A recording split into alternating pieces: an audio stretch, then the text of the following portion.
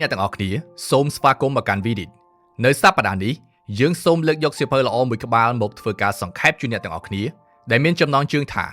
The 48 Laws of Power ដែលយើងបកប្រែទៅជាខេមរៈភាសាថាច្បាប់នៃអំណាចទាំង48និពន្ធដោយលោក Robert Greene Robert Greene គឺជាអ្នកនិពន្ធជនជាតិអាមេរិកដែលល្បីល្បាញដោយសារសៀវភៅរបស់គាត់និយាយពីអំណាចយុទ្ធសាស្ត្រនិងធម្មជាតិរបស់មនុស្សស្នាដៃដ៏ល្បីល្បាញបំផុតរបស់គាត់ The 48 Laws of Power និពន្ធនៅក្នុងឆ្នាំ1998គឺជាសៀវភៅដែលលក់ដាច់បំផុតដែលនិយាយពីវិធីសាស្ត្រនៅក្នុងការកសាងនិងពង្រឹងអំណាចដែលយើងកំពុងលើកយកមកធ្វើការអត្ថាធិប្បាយជូនអ្នកទាំងអស់គ្នានៅក្នុងសប្តាហ៍នេះ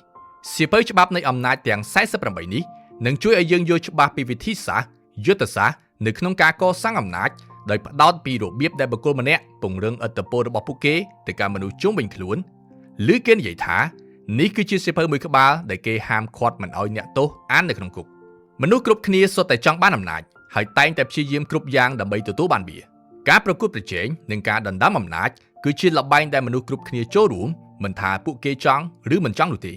នៅក្នុងសៀវភៅនេះ Robert Greene បានសរសេរនៅច្បាប់នៃអំណាចទាំង48ដោយផ្អែកលើឧទាហរណ៍និងសំណេរដែលមានអាយុកាលជាង 3000 ឆ្នាំមកម្ល៉េះពីអិសរាជជនជាន់ខ្ពស់អ្នកនយោបាយនិងទស្សនវិទូល្បីៗក្នុងប្រវត្តិសាស្ត្រទៅជាច្បាប់ដែលអាចអនុវត្តបាននៅក្នុងជីវិតប្រចាំថ្ងៃរបស់យើងអ្នកនិពន្ធអះអាងថាបើអ្នកអាចអនុវត្តតាមច្បាប់ទាំង48នេះអ្នកនឹងអាចមានអំណាចនិងឥទ្ធិពលទៅកាន់មនុស្សជុំវិញខ្លួនជាក់ជាមិនខានដើម្បីកុំឲ្យខាតពេលយើងមកបកស្រាយពីច្បាប់ទាំង48ដែលអាចធ្វើឲ្យយើងមានអំណាចនិងឥទ្ធិពលនេះទាំងអស់គ្នាច្បាប់ទី1មិនត្រូវមើលរំលងចៅវាយនាយរបស់អ្នកឡើយត្រូវប្រកាសថាអ្នកឲ្យតម្លៃមេរបស់អ្នកជានិច្ចធ្វើឲ្យគាត់មានអារម្មណ៍ថាគាត់មានភាពវៃឆ្លាតនិងមានអំណាចជាងអ្នកណាទាំងអស់ពេលអ្នកទទួលបានការកោតសរសើរឬជោគជ័យអ្វីមួយសូមកុំភ្លេចឲ្យ credit ទៅកាន់មេរបស់អ្នកជានិច្ចអ្នកអាចនិយាយថាជោគជ័យឬសមិទ្ធផលដែលអ្នកទទួលបានទាំងនេះសុទ្ធតែមានការរួមចំណែកពីការណែនាំតម្រង់ទិសឬជួយជ្រោមជ្រែងពីមេរបស់អ្នកបើសិនជាអ្នកបង្ហាញតែពីទេពកោសល្យរបស់ខ្លួនតែមិនបានឲ្យគុណសម្បត្តិទៅកាន់មេរបស់អ្នកនោះអ្នកធ្វើឲ្យអ្នកដទៃមានអារម្មណ៍ថាអ្នកអំនួតមិនឲ្យតម្លៃថ្នាក់លើហើយក៏គេមិនពេញចិត្តនឹងរុញអ្នកឲ្យឡើងទៅលើដែរថាមិនត្រូវគេអាចគិតថាវត្តមានរបស់អ្នកអាចគំរាមកំហែងដល់តំណែងរបស់អ្នកដទៃហើយក៏អាចក្លាយជាឆ្អឹងទទឹងករបស់មេខ្លួនឯងផងក៏ថាបានការដែលបង្ហាញពីភាពឆ្លៀសវៃខុសកលៈទេសៈរបស់អ្នកបែបនេះមិនមែនជារឿងល្អទេសម្រាប់អាជីពនិងអាជីវកម្មរបស់អ្នកនៅក្នុងច្បាប់នេះយើងនឹងលើកឧទាហរណ៍ជាក់ស្ដែងមួយដែលបានកើតឡើងក្នុងប្រវត្តិសាស្ត្ររឿងនេះកើតឡើងទៅលើលោក Nicholas Fouquet ដែលជារដ្ឋមន្ត្រីហិរញ្ញវត្ថុរបស់ស្ដេចល្វីសទី14 Fouquet បានព្យាយាមបង្ហាញឥទ្ធិពលរបស់ខ្លួនដើម្បីផ្គាប់ចិត្តស្ដេចល្វីសទី14ហើយបានរៀបចំពិធីជប់លៀងដ៏ធំសម្បើមមួយនៅក្នុងសាលប្រជុំដែលទើបនឹងបញ្ចប់ការសាងសង់ថ្មីដើម្បីគោរពដល់ព្រះមហាក្សត្រវាជាពិធីជប់លៀងដ៏អស្ចារ្យមួយដែលគ្រប់គ្នាមិនអាចភ្លេចបានឡើយដែលព្រឹត្តិការណ៍នេះធ្វើឲ្យស្ដេចមានអារម្មណ៍ថាគាត់បង្ហាញអំណាចនិងភាពមានបានហួសហេតុពេកដែលធ្វើឲ្យទ្រង់មានអារម្មណ៍ថាឥទ្ធិពលរបស់ Nicholas Fouquet លើសលប់លើសមហាក្សត្រទៅទៀតនៅថ្ងៃបន្ទាប់ Nicholas Fouquet ត្រូវបានគេចាប់ខ្លួនពីបទប្រកាន់អំពើពុករលួយហើយត្រូវបានគេដាក់ទោសអស់មួយជីវិតច្បាប់ទី2កុំផ្ដល់សេចក្តីទុកចិត្តលើមិត្តភ័ក្តិច្រើនពេក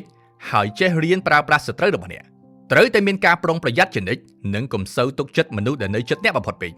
ព្រោះពួកគេងាយនឹងច្រណែននឹងអ្នកងាយនឹងក្បត់អ្នកហើយក៏អាចបំផ្លាញអ្នកបានដែរប៉ុន្តែផ្ទុយទៅវិញរៀនស្ដាប់យោបល់និងប្រើប្រាស់ការរិះគន់ពីសត្រូវរបស់អ្នកមកកែលម្អខ្លួនអ្នកពួកគេអាចនឹងនិយាយត្រង់និងស្មោះត្រង់ជាងមិត្តរបស់អ្នកទៅទៀតត្រូវចេះប្រើប្រាស់សត្រូវរបស់អ្នកហើយបើសិនជាគ្មានសត្រូវទេអ្នកគួរតែបង្កើតសត្រូវខ្លះជារឿយៗពេលដែលយើងមានបញ្ហាយើងតែងតែងាកទៅរកមិត្តភ័ក្តិដើម្បីស្វែងរកជំនួយប៉ុន្តែអ្នកគួរគិតឲ្យបាន2ដងសិនមុននឹងធ្វើបែបនេះព្រោះអ្នកមិនស្គាល់មិត្តរបស់អ្នកច្បាស់ដូចអ្វីដែលអ្នកគិតនោះទេមួយវិញទៀតបើអ្នកចង់ឲ្យអ្នកណាម្នាក់ជួយក្នុងការសម្រេចកិច្ចការរបស់អ្នកកុំផ្ដល់ទំនុកចិត្តខ្ពស់ពេកទៅកាន់មិត្តភ័ក្តិឬសាច់ញាតិរបស់អ្នកព្រោះពួកគេអាចនឹងមិនខិតខំប្រឹងប្រែងឬធ្វើលេងព្រោះគេគិតថាពួកគេជាមិត្តភ័ក្តិរបស់អ្នកមិនហ៊ានស្ដីឲ្យពួកគេទេពេលគេធ្វើការមិនល្អដោយសារតែមនោសញ្ចេតនាច្បាប់ទី3កុំរំលេចពីចេតនារបស់អ្នកឲ្យគេដឹងឲ្យសោះដើម្បីរក្សាអំណាចអ្នកនិពន្ធផ្ដល់ដំបូន្មានឲ្យអ្នករក្សាគោលដៅនិងចេតនាពិតរបស់អ្នកក្នុងភាពជាអាថ៌កំបាំងជានិច្ចការដែលចេះលាក់បាំងផែនការរបស់អ្នកនឹងធ្វើឲ្យគូប្រកួតប្រជែងកាន់តែមានការពិបាកក្នុងការប៉ាន់ស្មាននៅជំហានបន្ទាប់របស់អ្នកការចេះប្រើល្បិចបោកបញ្ឆោតបន្តិចបន្តួចធ្វើឲ្យអ្នកអាចគ្រប់គ្រងសកម្មភាពនិងក្តាប់ស្ថានភាពបានល្អដោយមិនមានអ្នកណាដឹងពីគោលជំហរពិតរបស់អ្នកឡើយច្បាប់ទី4 តែងតែនិយាយតិចជាងការចាំបាច់នៅពេលដែលអ្នកនិយាយច្រើនពេកអ្នកងាយនឹងលាតត្រដាងព័ត៌មានដែលអាចផ្ដល់ផលអាក្រក់ដល់អ្នកដោយអចេតនាអំណាចរបស់អ្នកនឹងអាចរក្សាបានល្អបំផុតនៅពេលដែលអ្នកនិយាយកាន់តែតិចប៉ុន្តែវាមានឥទ្ធិពលកាន់តែខ្លាំងសូមប្រើពាក្យរបស់អ្នកដោយប្រុងប្រយ័ត្ននិងផ្ដល់ឲ្យអ្នកដទៃនូវព័ត៌មានតិចតួចបំផុតអំពីអ្នកនិយាយរួមកុំនិយាយច្រើនពេកនៅអ្វីដែលមិនចាំបាច់ច្បាប់ទី5ភាពជោគជ័យជាច្រើនអាស្រ័យទៅលើកេរ្តិ៍ឈ្មោះរបស់អ្នកការពារវាឲ្យបានល្អបំផុតការដែលមានកេរ្តិ៍ឈ្មោះរឹងមាំគឺចាំបាច់ណាស់ដើម្បីរក្សាអំណាចរបស់អ្នកនៅពេលដែលកេរ្តិ៍ឈ្មោះរបស់អ្នកមានភាពរឹងមាំវាក្លាយជាប្រភពនៃឥទ្ធិពលដ៏អស្ចារ្យពីក្នុងខ្លួនអ្នកដូច្នេះអ្នកត្រូវការពារវានៅគ្រប់តម្លៃទាំងអស់ព្រោះសត្រូវរបស់អ្នកនិងគូប្រជែងរបស់អ្នកនឹងប្រើគ្រប់មធ្យោបាយដើម្បីបំផ្លាញវាអិសរាជជនជាន់ខ្ពស់ក្នុងប្រវត្តិសាស្ត្រដូចជាណាប៉ូឡេអុងនិងសេសាជាដើមបានយល់ពីអំណាចនៃកេរ្តិ៍ឈ្មោះនេះនិងបានប្រើប្រាស់វាដើម្បីផលប្រយោជន៍របស់ពួកគេច្បាប់ទី6យកចិត្តទុកដាក់ទៅលើការយល់ឃើញរបស់អ្នកដទៃមកលើអ្នកដើម្បីរក្សាអំណាចវាមានសារៈសំខាន់ណាស់ក្នុងការរក្សាការយកចិត្តទុកដាក់និងធានាឲ្យបានថាមនុស្សគ្រប់គ្នាផ្ដោតមកលើអ្នកសូមរក្សានូវឥទ្ធិពលរបស់អ្នកទៅលើសកម្មភាពរបស់ពួកគេកុំបណ្ដោយឲ្យខ្លួនឯងបាត់បង់ជំហរនិងទំនុកចិត្តក្នុងចំណោមហ្វូងមនុស្សឲ្យសោះអ្នកដឹកនាំល្បីៗតែងតែប្រើទស្សនីយភាពការសម្ដែងនិងរឿងល្ខោនដើម្បីរក្សាទំនាក់ទំនងនិងការយកចិត្តទុកដាក់របស់អ្នកដទៃមកលើខ្លួនគេច្បាប់ទី7ប្រើឲ្យអ្នកដទៃធ្វើការងារឲ្យអ្នកប៉ុន្តែត្រូវយក credit ជានិច្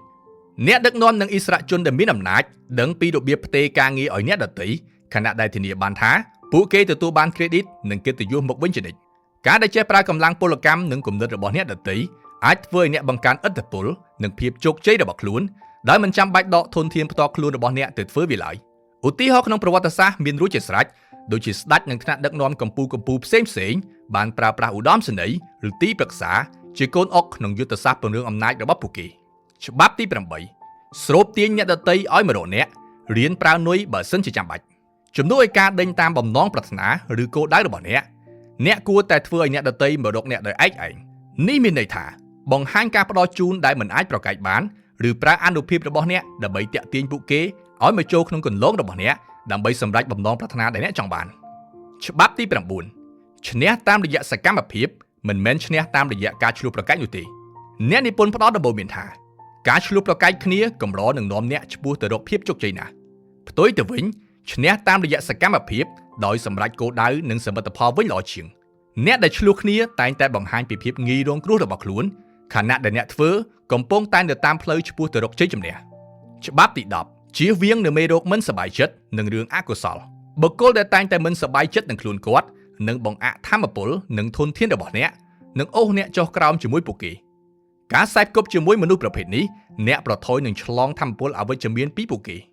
ច្បាប់ទី11រៀនរក្សាមនុស្សឲ្យពឹងផ្អែកលើអ្នកជានិច្ចគន្លឹះក្នុងការរក្សាទំនាក់ទំនងដ៏ល្អគឺធ្វើឲ្យអ្នកដទៃពឹងផ្អែកលើអ្នកជានិច្ចនៅពេលដែលមនុស្សពឹងផ្អែកលើអ្នកដើម្បីភាពជោគជ័យរបស់ពួកគេអ្នកនឹងអាចក្តាប់ក្តាប់អំណាចដែលជាសញ្ញាបៀមួយសញ្ញាដ៏សំខាន់អ្នកអាចសម្រេចបានតាមរយៈការផ្ដល់ជំនួយជាយុទ្ធសាស្ត្រឬធ្វើឲ្យគេត្រូវតែពឹងពាក់លើអ្នកឲ្យខានតែបានទើបអ្នកអាចរក្សានៅអំណាចរបស់អ្នកទៅលើពួកគេច្បាប់ទី12ប្រើពាក្យស្មោះត្រង់និងសប្បុរសដើម្បីបំបត្តិភាពងាយរងគ្រោះរបស់អ្នកភាពស្មោះត្រង់និងចិត្តសប្បុរសគឺជាឧបករណ៍ដ៏មានអានុភាពសម្រាប់ទទួលបានទំនុកចិត្តនិងកែប្រែសត្រូវទៅជាមិត្តនៅពេលដែលអ្នកធ្វើល្អស្មោះត្រង់នោះគេនឹងអង្កេតមើលសកម្មភាពរបស់អ្នកហើយទំនុកចិត្តនឹងកាត់មានបន្តិចម្ដងច្បាប់ទី13នៅពេលសុំជំនួយពីនរណាម្នាក់ត្រូវផ្ដល់ផលប្រយោជន៍ដល់គេវិញផងមនុស្សទំនងជាអាចជួយអ្នកបានប្រសិនបើពួកគេឃើញពីផលប្រយោជន៍ដែលអ្នកនាំមកឲ្យពួកគេអ្នកនិពន្ធណែនាំថាពេលស្នើសុំជំនួយពីគេត្រូវមានលក្ខខណ្ឌផ្ដល់នៅអ្វីមួយទៅគេវិញជាជាងការអំពាវនាវសុំជំនួយដោយគ្មានផលប្រយោជន៍ដល់ភាគីម្ខាងទៀតព្រោះវាមិនមែនជាកាតព្វកិច្ចរបស់ពួកគេទេដែលមកត្រូវជួយយើងច្បាប់ទី14សម្ដែងធ្វើជាមិត្តតែធ្វើការជាចារកម្មនៅក្នុងច្បាប់នេះអ្នកនិពន្ធស្វែងយល់ពីអំណាចនៃការប្រមូលព័ត៌មានដោយដាក់ខ្លួនជាមិត្តដ៏ល្អម្នាក់អ្នកអាចជ្រៀតចូលទៅក្នុងក្រុមឬអង្គការដែលជាដៃគូប្រកួតប្រជែងដើម្បីទទួលបានព័ត៌មានសម្ងាត់ដោយភាពឆ្លៀសវៃបន្លំខ្លួនធ្វើជាចារកម្មដើម្បីប្រមូលព័ត៌មានសម្រាប់វិប្រហារគូសត្រូវនាពេលអនាគតច្បាប់ទី15ជីកស្មៅត្រូវជីកទាំងឫសនៅពេលដែលអ្នកកម្ចាត់សត្រូវរបស់អ្នកត្រូវប្រកាសថាពួកគេត្រូវបានកំទេចចោលទាំងស្រុងដោយមិនទុកកន្លែងឲ្យពួកគេងើបឡើងវិញនោះទេបើសិនជាអ្នកមិនបានជីកស្មៅទាំងឫសនោះអ្នកនឹងផ្ដល់ឱកាសឲ្យពួកគេពង្រឹងអំណាចក្នុងការសងសឹកម្នាក់វិញនៅពេលក្រោយច្បាប់ទី16អវត្តមានរបស់អ្នកអាចបង្កើននូវការគោរពជួនកាលវិធីល្អបំផុតដើម្បីបង្កើនថាមពលរបស់អ្នក គឺកុំសូវមានវត្តមាននៅគ្រប់កម្មវិធីពេកយុទ្ធសាស្ត្រនេះមានប្រសិទ្ធភាពដោយសារតែអ្នកដទៃដឹងពីសារៈសំខាន់របស់អ្នកនិងគម្លាតដែលអ្នកមានរវាងអ្នកនិងពួកគេ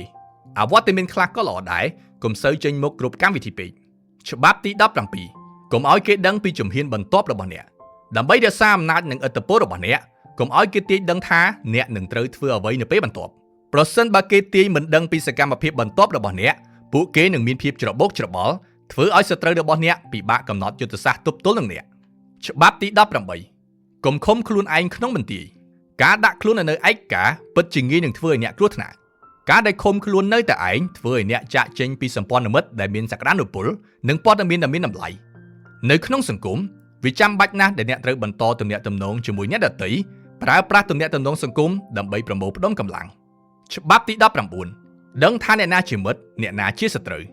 ស្វែងយល់ពីមនុស្សជុំវិញខ្លួនកំណត់ឲ្យច្បាស់ថាអ្នកណាជាមិត្តអ្នកណាជាសត្រូវរៀនការពារខ្លួននិងជៀសវាងពីចំនួនដែលមិនចាំបាច់ច្បាប់ទី20កុំកាន់ជើងអ្នកណាម្នាក់ផ្កាប់មុខពេកធ្វើជាមនុស្សបត់បែនខ្ពស់និងមិនកាន់ជើងអ្នកណាម្នាក់ទាំងស្រុងឡើយព្រោះវាអាចបន្ថយឥទ្ធិពលរបស់អ្នកធ្វើខ្លួនឲ្យមានភាពឯករាជ្យនិងអាចផ្លាស់ប្ដូរសម្ព័ន្ធភាពបានគ្រប់ពេលវេលាពេលដែលចាំបាច់រក្សាជំរឿសរបស់អ្នកឲ្យបើកចំហជានិច្ចច្បាប់ទី21ធ្វើជាមនុស្សល្ងីល្ងើជាមួយមនុស្សក្រអឺតក្រទមក្នុងស្ថានភាពខ្លះដើម្បីឈ្នះបានអ្នកត្រូវធ្វើខ្លួនជាមនុស្សល្ងីល្ងើតាមរយៈការធ្វើពុតជាមនុស្សមិនចេះដឹងអ្វីទាំងអស់ធ្វើឲ្យគូប្រកួតប្រជែងរបស់អ្នកគិតតែគេឆ្លាតជាងអ្នកពូកែជាងអ្នកនោះអ្នកងាយនឹងតាក់ទាញឲ្យពួកគេចូលទៅក្នុងអន្ទាក់របស់អ្នកនៅពេលដែលពួកគេមើលស្រាលអ្នកអំនួតលើខ្លួនឯងនោះគេងាយនឹងបរាជ័យក្នុងដៃអ្នកច្បាប់ទី22ប្រើយុទ្ធសាស្ត្រចោះចាញ់បំផ្លែងភាពទន់ខ្សោយទៅជាអំណាចពេលខ្លះវាជារឿងល្អក្នុងការចោះចាញ់ជាបណ្ដោះអាសន្នដើម្បីទទួលបានជ័យជំនះនៅពេលក្រោយសម្ងំចោះចាញ់បន្តិចធ្វើឲ្យគូប្រកួតប្រជែងរបស់អ្នកមានអារម្មណ៍ថាគេឈ្នះដើម្បីអ្នកមានពេលគ្រប់គ្រាន់ក្នុងការរៀបចំយុទ្ធសាស្ត្ររៀបចំក្រុមការងារឡើងវិញសម្រាប់វាយបកនៅពេលដែលអ្នកខ្លាំងជាងមុនច្បាប់ទី23ប្រមូលផ្ដុំកម្លាំងរបស់អ្នកប្រមូលផ្ដុំថាមពលនិងធនធានរបស់អ្នកទៅលើគោលដៅតែមួយការបំបែកកម្លាំងរបស់អ្នកធ្វើឲ្យថាមពលរបស់អ្នកចុះខ្សោយប្រមូលផ្ដុំកម្លាំងរបស់អ្នកទៅលើចំណុចវាយប្រហារតែមួយធ្វើឲ្យអ្នកមានឱកាសជោគជ័យកាន់តែច្រើនច្បាប់ទី24ធ្វើជាអ្នកកាត់ក្តីដ៏ល្អឥតខ្ចោះនៅក្នុងបរិយាកាសសាជីវកម្មសម័យទំនើបដែលអំណាចនិងនយោបាយគឺជាអ្វីគ្រប់យ៉ាងនោះអ្នកនិពន្ធគូបញ្ជាក់អំពីសារៈសំខាន់នៃភាពស្លូតបូតសុភាពរាបសារនិងចេះអង្កេតមើលស្ថានភាពធ្វើជាអ្នកកាត់ក្តីដ៏ល្អស្គាល់ពីមនុស្សដែលមានអំណាចហើយត្រូវរៀនរណបគេនៅក្នុងកម្រិតសមរម្យមួយដើម្បីពង្រឹងអំណាចខ្លួនឯងច្បាប់ទី25កសាងខ្លួនឯងឡើងវិញមនុស្សម្នាក់ត្រូវមានសមត្ថភាពក្នុងការកសាងខ្លួនឯងឡើងវិញដើម្បីសម្របខ្លួននិងវិវត្តខ្លួនទៅមុខជានិច្ចតាមរយៈការបង្កើតរូបភាពនិងបុគ្គលិកលក្ខណៈថ្មីអ្នកអាចធ្វើដំណើរទៅមុខបានមួយជំហានមុនគូប្រកួតប្រជែងនិងធ្វើឲ្យអ្នកដទៃចាប់អារម្មណ៍ចំពោះការផ្លាស់ប្ដូររបស់អ្នកច្បាប់ទី26រក្សាដៃរបស់អ្នកឲ្យស្អាតជានិច្ចអ្នកដឹកនាំត្រូវតែជៀសវាងការងារកខ្វក់និងរក្សារូបភាពនៃឧត្តមភាពរបស់អ្នកនៅក្នុងចិត្តអ្នកដទៃរៀនផ្ទេរភារកិច្ចដែលមិនចាំបាច់ទៅឲ្យអ្នកដទៃធ្វើដើម្បីរក្សាកេរ្តិ៍ឈ្មោះនិងកិច្ចការក្នុងដៃរបស់អ្នកឲ្យស្អាតស្អំជានិច្ចច្បាប់ទី27ស្គាល់ពីតម្រូវការរបស់មនុស្សដើម្បីបង្កើតការគោរពនិងអ្នកគាំទ្រមនុស្សគ្រប់គ្នាសុទ្ធតែមានតម្រូវការដើម្បីឲ្យគេគោរពនិងធ្វើការឲ្យអ្នកត្រូវស្វែងយល់ពីតម្រូវការរបស់ពួកគេហើយលើកទឹកចិត្តឲ្យគេជឿថាពួកគេអាចសម្រេចអ្វីដែលពួកគេចង់បានតាមរយៈភាពទាក់ទាញចក្ខុវិស័យនិងទំនុកចិត្តដែលមិនផ្លាស់ប្ដូរអ្នកអាចទទួលបានការគោរពនិងបង្កើតអ្នកគាំទ្រជាច្រើនច្បាប់ទី28កសាងសកម្មភាពដោយភាពក្លាហានភាពក្លាហានគឺជាធាតុដ៏សំខាន់នៃការបង្កើតអំណាចអ្នកត្រូវមានភាពម៉ឺងម៉ាត់និងទំនុកចិត្តខ្ពស់សូម្បីតែនៅពេលប្រឈមមុខនឹងភាពមិនប្រកបប្រជាក៏ដោយការធ្វើសកម្មភាពដ៏ក្លាហានបង្ហាញពីភាពរឹងមាំនិងជឿជាក់ជៀសវាងការស្លន់ស្លោនិងការស្ទាក់ស្ទើរច្បាប់ទី29រៀបចំផែនការសកម្មភាពតាំងពីដើមរហូតដល់ចប់តាមរយៈការរៀបចំផែនការទុកជាមុននិងពិចារណារាល់ឧបសគ្គដែលអាចនឹងកើតមានអ្នកបានដាក់ខ្លួនឲ្យអ្នកស្ថិតក្នុងទីតាំងនៃភាពរឹងមាំរួចទៅហើយទម្លាប់គិតច្រើនជំហានទៅមុខហើយរៀបចំខ្លួនសម្រាប់គ្រប់សេណារីយ៉ូទាំងអស់ដែលអាចកើតឡើងវាកាត់បន្ថយលទ្ធភាពនៃបរាជ័យនិងធានាបានថាអ្នកបានត្រៀមខ្លួនរួចរាល់មិនថាអនាគតទៅជាបែបណានោះទេច្បាប់ទី30ធ្វើឲ្យគេយល់ថាសមិទ្ធផលរបស់អ្នកកើតចេញពីសំណាងមនុស្សមានការស្ងាច់សរសើរចំពោះអ្វីដែលកើតឡើងដោយភាពងាយស្រួលនិងសំណាងហើយគេប្រហែលជាមិនឲ្យតម្លៃនៃចំណែកនៃការខិតខំប្រឹងប្រែងនោះទេបំភាន់ភ្នែកគេដោយលាក់បាំងនូវកិច្ចខិតខំប្រឹងប្រែងនៅពីក្រោយសមិទ្ធផលរបស់អ្នកបែបនេះធ្វើឲ្យគេស្ងាច់សរសើរអ្នកហើយកាត់បន្ថយឱកាសនៃការច្រណែននិងការអន់ចិត្ត ច្បាប់ទី31បង្កើតជំរើសដែលមានប្រយោជន៍ដល់អ្នករៀនបង្កើតជំរើសដែលមានប្រយោជន៍ដល់អ្នកនិងផ្ដល់ជំរើសតិចតួចបំផុតទៅកាន់អ្នកដទៃក្នុងការសម្រេចចិត្តធានាឲ្យបានថាទោះបីជាគេជ្រើសរើសជំរើសណាក៏ដោយក៏សុទ្ធតែមានប្រយោជន៍ដល់អ្នកដែរច្បាប់ទី32ប្រើប្រាស់ការស្រមើស្រមៃរបស់មនុស្សចូលចិត្តការស្រមើស្រមៃជាជាងការពិតអ្នកនិពន្ធបានផ្ដល់ដំបូន្មានឲ្យយើងចេះប្រើប្រាស់ការស្រមើស្រមៃទាំងនោះដើម្បីជាឥទ្ធិពលនិងគ្រប់គ្រងអ្នកដទៃផ្ដល់ឲ្យគេនៅអ្វីដែលពួកគេចង់ជឿដើម្បីទទួលបានការគោរពនិងភាពស្មោះត្រង់ក្នុងគោលបំណងសម្រេចគោលដៅផ្ទាល់ខ្លួនរបស់អ្នកច្បាប់ទី33ស្វែងរកឲ្យឃើញពីចំណុចខ្សោយរបស់គេមនុស្សគ្រប់គ្នាសុទ្ធតែមានចំណុចងាយរងគ្រោះវាគឺជាចំណុចខ្សោយដែលយើងអាចកេងប្រវ័ញ្ចនិងជាចំណុចសំខាន់នៃការវាយប្រហារស្វែងរកចំណុចខ្សោយរបស់គេឲ្យឃើញហើយចុចឲ្យចំចំណុចខ្សោយទាំងនោះច្បាប់ទី34ធ្វើខ្លួនឲ្យដូចអ្នកបានសម្រេចវាហើយដើម្បីទទួលបានអំណាចអ្នកត្រូវតែមានទំនុកចិត្តខ្ពស់ហើយធ្វើសកម្មភាពដូចជាអ្នកមានវារួចទៅហើយវាដូចជាច្បាប់ស្រូបទាញយ៉ាងអញ្ចឹងនៅពេលដែលអ្នកធ្វើខ្លួនដូចជាសម្រេចវាហើយខួរក្បាលនិងអាកប្បកិរិយារបស់អ្នកសម្ដែងចេញមកថាអ្នកមានវាហើយអ្នកដទៃនឹងជឿលើអ្នកហើយជាចុងក្រោយអ្នកនឹងទទួលបានវាពិតប្រាកដមែនច្បាប់ទី35ចេះពីសិល្បៈនៃការគ្រប់គ្រងពេលវេលាពិតជាសំខាន់ណាស់យើងត្រូវដឹងថាពេលណាត្រូវធ្វើសកម្មភាពពេលណាត្រូវរង់ចាំការដែលចេះមើលកលៈទេសៈនិងចេះធ្វើសកម្មភាពក្នុងពេលដ៏ត្រឹមត្រូវធ្វើឲ្យអ្នកជោគជ័យពាក់កណ្ដាលរួចទៅហើយការដែលខ្វះការអត់ធ្មត់និងធ្វើសកម្មភាពដោយអន្ទះសារនឹងធ្វើឲ្យអ្នកឈានទៅរកភាពបរាជ័យច្បាប់ទី36កុំខ្វល់ពីអ្វីដែលអ្នកមិនមានការដែលមិនអើពើប្រងើយកន្តើយនឹងអ្វីដែលអ្នកមិនមានពិតជាធ្វើឲ្យអ្នកមិនងាយនឹងជាឥទ្ធិពលពីអ្នកដទៃនិងធ្វើឲ្យអ្នកមានថាមពលជាជាងការឆ្លុះវង្វេងនិងកោតសរសើរនឹងអ្វីដែលអ្នកគ្មានច្បាប់ទី37បង្កើតទស្សនីយភាពគួរឲ្យទាក់ទាញតាមរយៈទស្សនីយភាពដ៏អស្ចារ្យសម្ដែងរឿងល្ខោននិងព្រឹត្តិការណ៍ដែលមិនអាចបំភ្លេចបានអាចធ្វើឲ្យអ្នកទាក់ទាញចំណាប់អារម្មណ៍និងបង្កើតការស្រមើស្រមៃនៅក្នុងចិត្តអ្នកដទៃដែលធ្វើឲ្យអ្នកអាចគ្រប់គ្រងស្ថានភាពនិងគំនិតរបស់ពួកគេបានច្បាប់ទី38គិតអ្វីដែលអ្នកចង់គិតប៉ុន្តែបង្ហាញអាកប្បកិរិយាដូចមនុស្សទូទៅវាពិតជាមានសារៈសំខាន់ណាស់ក្នុងការរក្សាការយល់ឃើញនិងផ្នត់គំនិតផ្ទាល់ខ្លួនរបស់អ្នកជាឯកជនវាក៏សំខាន់ដូចគ្នាដែរក្នុងការបត់បែនតាមបរិបទសង្គមនិងការរំពឹងទុករបស់មនុស្សទូទៅខ្លែងបន្លំអារម្មណ៍និងគំនិតពិតរបស់អ្នកឲ្យនៅលាយឡំជាមួយនឹងអ្នកដទៃនៅពេលដែលចាំបាច់វាការពារអ្នកពីរឿងនឹងមនុស្សដែលមិនចាំបាច់ខណៈដែលអ្នកអាចរក្សានៅផ្នត់គំនិតនិងគោលចំហរបស់អ្នកឲ្យនៅដដែលច្បាប់ទី39គោទឹកដើម្បីចាប់ត្រីការដែលបង្កើតភាពវឹកវរឬច្របូកច្របល់តាមរយៈការបំផុសអារម្មណ៍និងបង្អាក់ស្ថានភាពបច្ចុប្បន្នអ្នកអាចរំលេចឲ្យអ្នកដទៃបង្ហាញចេញពីចេតនាពិតរបស់ពួកគេនៅក្នុងស្ថានភាពច្របូកច្របល់បែបនេះអ្នកអាចទាញយកផលប្រយោជន៍ពីកំហុសរបស់ពួកគេដើម្បីទទួលបានជ័យជំនះច្បាប់ទី40កុំទទួលយករបស់ free ឲ្យសោះគ្មានអាហារថ្ងៃត្រង់ណាដែល free នោះទេនៅពេលដែលមាននរណាម្នាក់ឲ្យអំណោយអ្វីមួយដល់អ្នកត្រូវចាំថាវាបង្កប់នៅអន្ទាក់ឬផលតបស្នងដែលអ្នកពិបាកនឹងបដិសេធនៅពេលក្រោយដើម្បីរក្សាអំណាចរបស់អ្នកជៀសវាងនឹងការទទួលយករបស់អ្វីមួយពីគេព្រោះវាអាចធ្វើឲ្យអ្នកជំពាក់គុណគេនិងមិនអាចបង្ហាញនូវអានុភាពនិងឯករាជ្យភាពរបស់អ្នកទៅលើគេបាននោះទេច្បាប់ទី41ជៀសវាងដើរតាមគន្លងជោគជ័យរបស់អ្នកចំនួនមុនបើសិនជាអ្នកស្ថិតក្នុងគ្រួសារអ្នកមានឬឥស្សរជនអ្នកអាចមានឥទ្ធិពលនិងអំណាចបានលុះត្រាណាតែអ្នកមានជាងអ្នកចំនួនមុនឲ្យបានច្រើនដងកុំបណ្ដោយខ្លួនឲ្យស្ថិតនៅក្រោមអំណាចនិងការគ្រប់គ្រងរបស់អ្នកចំនួនមុនអ្នកត្រូវរៀនបង្កើតផ្លូវដោយខ្លួនឯងបង្កើតអត្តសញ្ញាណថ្មីធ្វើឲ្យខ្លួនល្បីឬមានជាងអ្នកចំនួនមុនគេមិនអាចគោរពអ្នកបានទេបើសិនជាអ្នកគ្រាន់តែជាកូនអ្នកមាននោះច្បាប់ទី42វាយអ្នកគង្វាលឈាមហើយវងឈាមនឹងខ្ចាក់ខ្ចាយនៅក្នុងក្រុមឬអង្គភាពណាក៏ដោយសុទ្ធតែមានអ្នកដឹកនាំនៅពេលដែលអ្នកកំចាត់ក្បាលម៉ាស៊ីនចោលហើ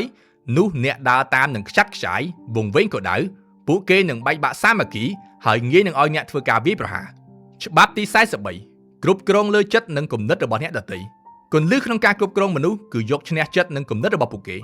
ប្រើប្រាស់ភាពស្មោះត្រង់និងការលើកទឹកចិត្តដើម្បីយកឈ្នះចិត្តរបស់ពួកគេចាំតម្រឹមគោលដៅរបស់គេឲ្យស្របទៅនឹងចក្ខុវិស័យរបស់អ្នកច្បាប់ទី44ដកហូតអាវុធហើយធ្វើត្រាប់តាមគេយុទ្ធសាស្ត្រដ៏មានឥទ្ធិពលបំផុតមួយគឺធ្វើត្រាប់តាមគេឆ្លុះបញ្ចាំងពីសកម្មភាពនិងអាកប្បកិរិយាដូចនឹងពួកគេដែរពេលនោះគេមិនដឹងថាត្រូវវាយប្រហារអ្នកបែបណានោះទេព្រោះអ្វីដែលគេប្រឈមគឺជាសកម្មភាពរបស់ពួកគេផ្ទាល់ច្បាប់ទី45ធ្វើការផ្លាស់ប្ដូរតែកុំប្ដូរច្រើនពេកក្នុងពេលតែមួយជារឿយៗការផ្លាស់ប្ដូរត្រូវប្រឈមនឹងឧបសគ្គជាច្រើនដូច្នេះអ្នកត្រូវដំណើរការវាដោយប្រុងប្រយ័ត្នជាទីបំផុតអ្នកអាចធ្វើការផ្លាស់ប្ដូរបានតែត្រូវធ្វើសន្សឹមបន្តិចម្ដងដោយណែនាំគំនិតថ្មីនិងធ្វើកំណែទម្រង់យឺតដើម្បីជៀសវាងភាពច្របូកច្របល់ច្បាប់ទី46 កុំបង្ហាញភាពល្អឥតខ្ចោះពេកការបង្ហាញភាពល្អឥតខ្ចោះនិងភាពមានបានជាងអ្នកដទៃពេកវាអាចជាបណ្ដាសាបង្កគ្រោះថ្នាក់ដល់ខ្លួនទៅវិញទេការបង្ហាញដោយចេតនានៅអ្វីដែលអ្នកមានអាចជំរុញឲ្យមានការច្រណែននិងការអន់ស្រពន់ចិត្តចំពោះអ្នកដទៃធ្វើឲ្យអ្នកងាយរងការវាយប្រហារបង្កើតជាការស្អប់និងសត្រូវដោយមិនដឹងខ្លួនដើម្បីជៀសវាងបញ្ហានេះយកល្អគួរតែបង្ហាញចំណុចខ្វះខាតឬគុណវិបត្តិខ្លះដើម្បីកុំឲ្យមានការច្រណែនពីអ្នកដទៃច្បាប់ទី47កុំលោភលន់ពេកដឹងថាពេលណាដែលត្រូវឈប់មានមហិច្ឆតាជារឿងល្អតែការដែលលោភលន់គ្មានព្រំដែនអាចធ្វើឲ្យអ្នកធ្លាក់ចុះក្នុងបរាជ័យដោយអាម៉ាស់បំផុតនៅពេលដែលអ្នកសម្រេចអ្វីដែលអ្នកចង់បានហើយអ្នកត្រូវដឹងថាពេលណាដែលត្រូវឈប់ខំប្រឹងឬចោលបានហួសហេតុពេកធ្វើឲ្យអ្នកមានកំហុសភាពជោគជ័យមិនមែនសំដៅទៅលើការរីកចម្រើនទៅមុខឥតឈប់ឈរនោះទេប៉ុន្តែជាការដែលដឹងថាពេលណាត្រូវទទួលបានអ្វីដែលអ្នកបានឈ្នះនិងរីករាយនឹងផ្លែផ្កានៃការខិតខំប្រឹងប្រែងរបស់អ្នកច្បាប់ទី48រៀនបត់បែនឲ្យបានលឿនច្បាប់ចុងក្រោយនៅក្នុងសៀវភៅនេះគឺណែនាំឲ្យយើងរៀនសម្របខ្លួននិងមានភាពបត់បែនទៅតាមស្ថានភាពនិងការផ្លាស់ប្ដូរដូចគ្នាទៅនឹងទឹកអញ្ចឹងដែរវាមានរូបរាងដូចធុងនៅពេលដែលវាស្ថិតនៅក្នុងធុងវាមានរូបរាងដូចថង់នៅពេលដែលវាស្ថិតនៅក្នុងថង់អ្នកដែលរឹងទទឹងមិនព្រមចោះចាញ់ងាយនឹងចាញ់រីឯអ្នកដែលចេះសម្របខ្លួនតាមកលៈទេសៈទើបជាមនុស្សអស្ចារ្យខាងលើនេះគឺជាច្បាប់នៃអំណាចទាំង48ដែលផ្ដល់នូវអនុសាសន៍ដ៏ទូលំទូលាយមួយស្ដីពីការយល់ដឹងការពង្រឹងសក្តានុពលក្នុងការកសាងអំណាចច្បាប់មួយចំនួនស្ដាប់ទៅហាក់បីដូចជារឿងសាហាវបន្តិចប៉ុន្តែអ្នកនិពន្ធសង្កត់ធ្ងន់ថាច្បាប់ទាំងនេះគ្រាន់តែជាការឆ្លុះបញ្ចាំងពីការពិតនៃអំណាចនិងឥទ្ធិពលពេញមួយប្រវត្តិសាស្ត្ររបស់មនុស្សជាតិតែប៉ុណ្ណោះសូមអនុវត្តច្បាប់ទាំងនេះដោយប្រុងប្រយ័ត្នប្រកបដោយគតិបណ្ឌិតគុណធម៌និងមនុស្សធម៌អរគុណចំពោះការតាមដានស្ដាប់របស់អ្នកទាំងអស់គ្នាសូមអបអរសាទរអ្នកបានស្ដាប់ចប់សៀវភៅមួយក្បាលទៀតហើយ